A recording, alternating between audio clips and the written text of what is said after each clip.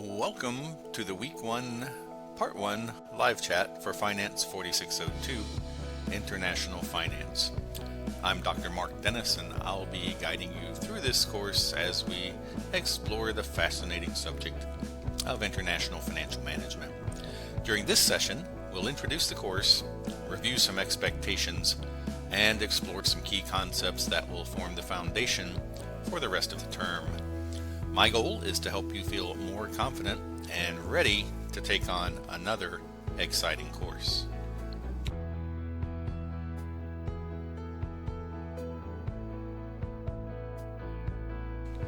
Let's begin with a quick look at how this course is structured. In Week 1, you'll take a short pretest, you'll complete the university's academic honesty certification, introduce yourself in the introduction discussion board, and of course begin reading your assignments. Every week you'll participate in the discussion board assignment, you'll submit a fairly brief essay, and you'll also take a short quiz. Around week 4 you'll continue these activities and also be focused heavily on the final project, which is worth 15% of your course grade.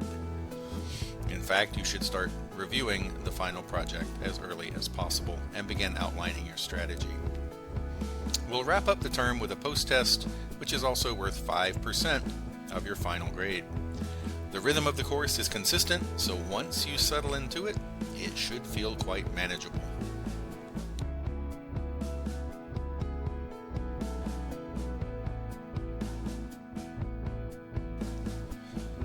This week, your main priorities are reading chapters 1 through 4, contributing to the initial discussion board, completing that essay, and taking the first quiz. As mentioned before, this is a good time to begin thinking about your final project now. The earlier you start, the more time you will have to research, organize your ideas, and of course produce your best work.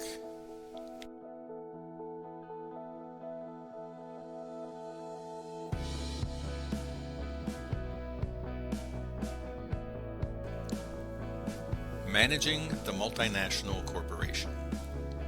When a company invests directly in a foreign country, such as opening a factory or perhaps acquiring a local business, it becomes what is known as a multinational corporation, or MNC.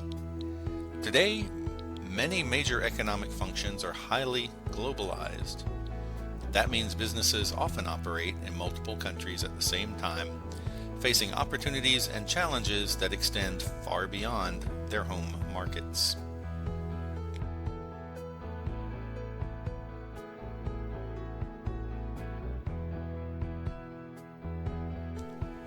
Cost of equity capital. The cost of equity is the return that investors expect to earn for owning a company's stock and for also accepting the risk that comes with it. Think of it as the price a company pays, not in cash, but in returns to attract and keep its shareholders. Publicly traded companies can raise funds either by borrowing money or selling ownership shares. Lenders expect interest payments, while shareholders expect dividends and/or rising stock values over time. Together, the cost of equity and the cost of debt make up a firm's total cost of capital.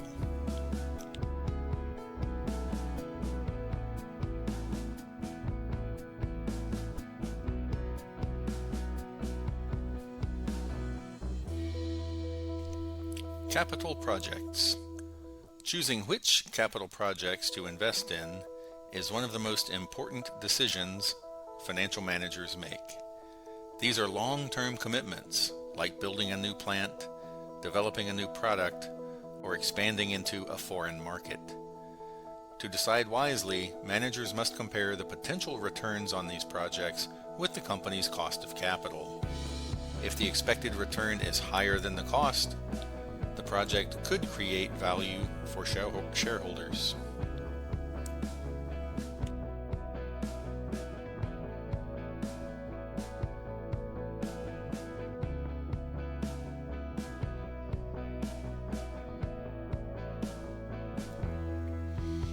Managing the multinational corporation. Agency problem. The agency problem is the conflict of interest that can arise between company managers and its shareholders. Shareholders want managers to maximize their wealth, but managers might have different goals, such as personal bonuses or job security, that are not always in alignment with the goals of shareholders. For multinational corporations, this problem can be even bigger.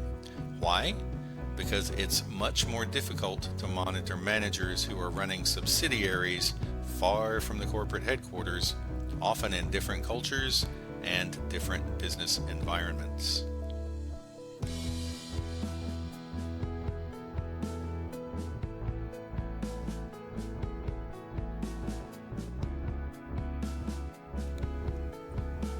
Fortunately, there are ways to reduce agency problems. Parent companies should clearly communicate goals to all subsidiaries so the managers can stay focused on what's truly important. The corporate culture should emphasize shareholder value.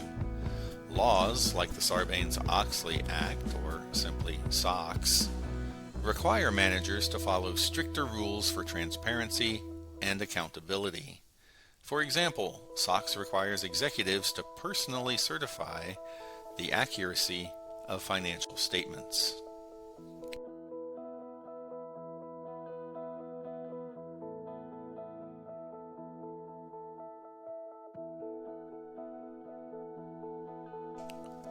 Improvements resulting from the Sarbanes-Oxley Act.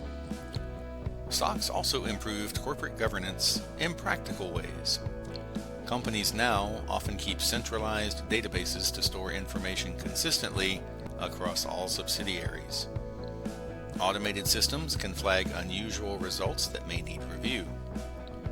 Data is made available quickly to those who need it, and executives are held personally responsible for accurate reporting of financial data. All of this helps build trust with investors as well as regulators.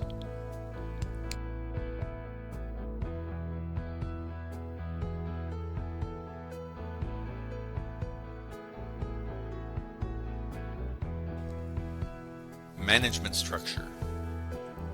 The way a multinational corporation organizes its management also affects agency costs. In a centralized structure, decision-making power stays at headquarters. This can make it easier to control subsidiaries and align them with corporate goals, but it also may slow decision-making. In a decentralized structure, more control is given to local managers who can respond quickly to local market conditions, but this can also make it more difficult to enforce consistent goals across the company.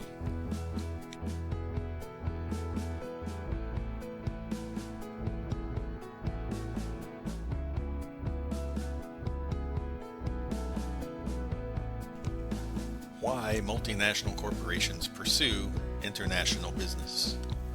Why would a company want to operate internationally? One reason is the theory of competitive advantage. This theory says that specialization increases efficiency. Another is the imperfect markets theory, meaning that resources are not perfectly mobile across borders, so opportunities may exist to find better locations for production. And finally, there is the product cycle theory. This theory says that as a company grows, it often finds opportunities in foreign markets.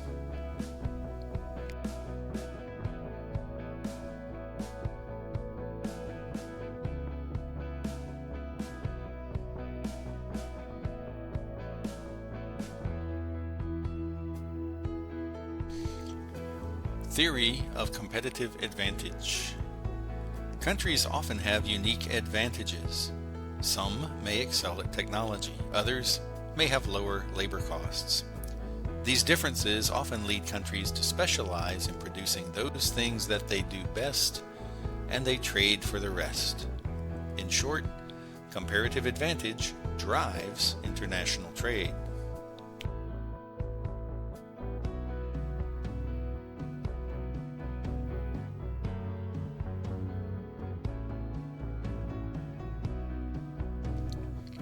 The imperfect markets theory.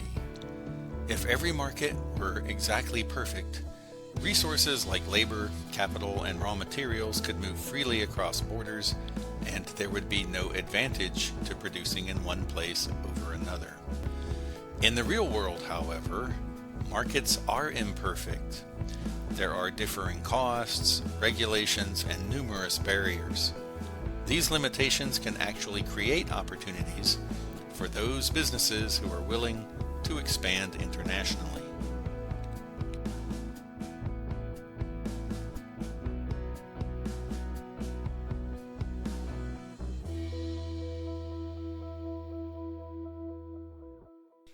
Product cycle theory. According to this theory, companies usually start at home where they know the market as well as the competition. If their product is attractive in other countries, they might begin by exporting it. If demand continues to grow, they may set up production facilities in foreign countries to both lower costs and serve their customers more efficiently. Over time, the company's foreign operations may grow or shrink depending on how well they maintain their competitive advantage.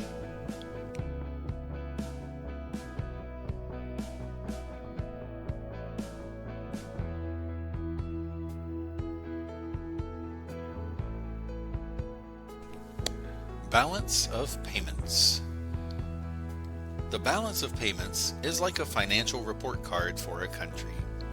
It tracks all the money flowing in and out over a specific period. We divide it into three main parts. The current account records trade in goods and services plus income from investments. The capital account tracks transactions involving the sale or purchase of assets between countries.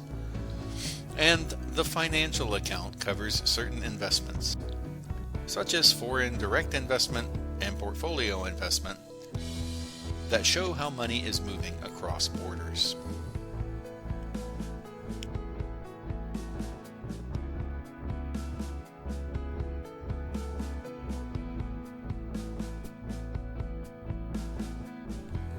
Balance of payments, current account. The current account includes payments for goods and services.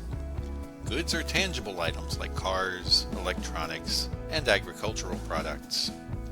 Services might include tourism, consulting, or software support. The difference between what a country exports and imports is its balance of trade. It also includes primary income, which is money earned by companies or individuals from investments abroad, and secondary income, such as aid, grants, or gifts sent between countries.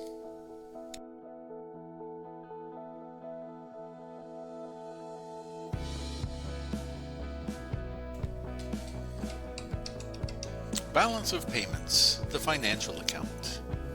The financial account has three key parts. Direct foreign investment reflects long-term investments in foreign businesses, like opening a factory. Portfolio investment involves buying foreign stocks or bonds. And other capital investment covers short-term assets, such as money market instruments. Together, these flows help us see how much capital is moving into and out of a country.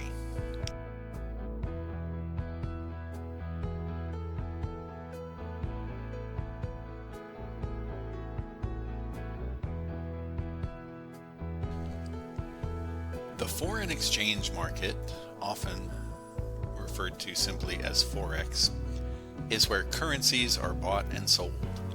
It's the largest and the most liquid market in the world, operating around the clock, 24 hours a day, 7 days a week.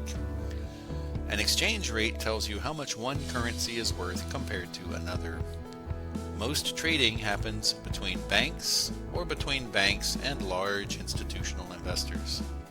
While it sounds distant from daily life, exchange rates affect prices for imported goods, overseas travel, and international investing.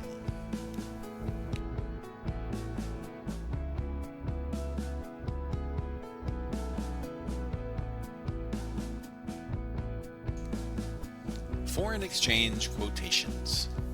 We can quote exchange rates in two ways. A direct quotation shows the value of a foreign currency in terms of US dollars. For example, €1 equals $1.10. An indirect quotation flips this around, showing how many units of foreign currency you can get for $1. For example, $1 equals 0.91 euros. Indirect is simply the inverse of direct. Understanding these formats is important when comparing rates or making currency conversions.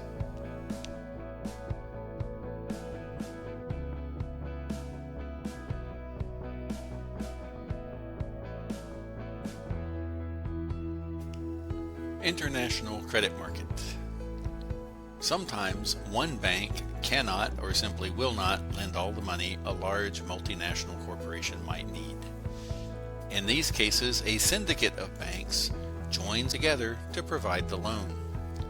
One bank acts as the lead, negotiating terms with the borrower, while the others share the lending risk.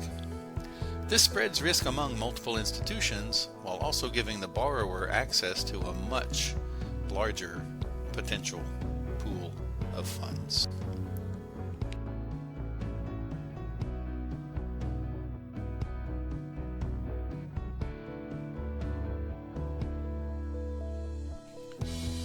Factors that influence exchange rates. Exchange rates do not stand still. They respond to changes in the economy. For example, a higher U.S. inflation rate can lead Americans to buy more foreign goods, increasing the demand for foreign currency and thereby raising that currency's value.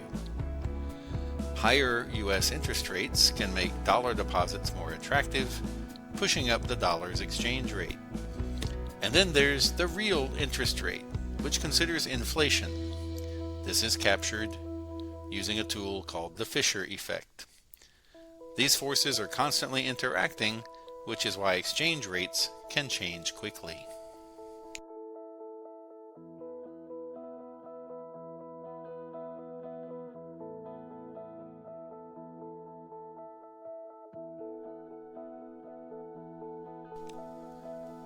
That wraps up part 1 of our Week 1 live chat. We've covered the structure of the course and explored some of the core concepts in international finance. Next time, we'll dig deeper into how to succeed in your final project and apply what you're learning in a real-world context.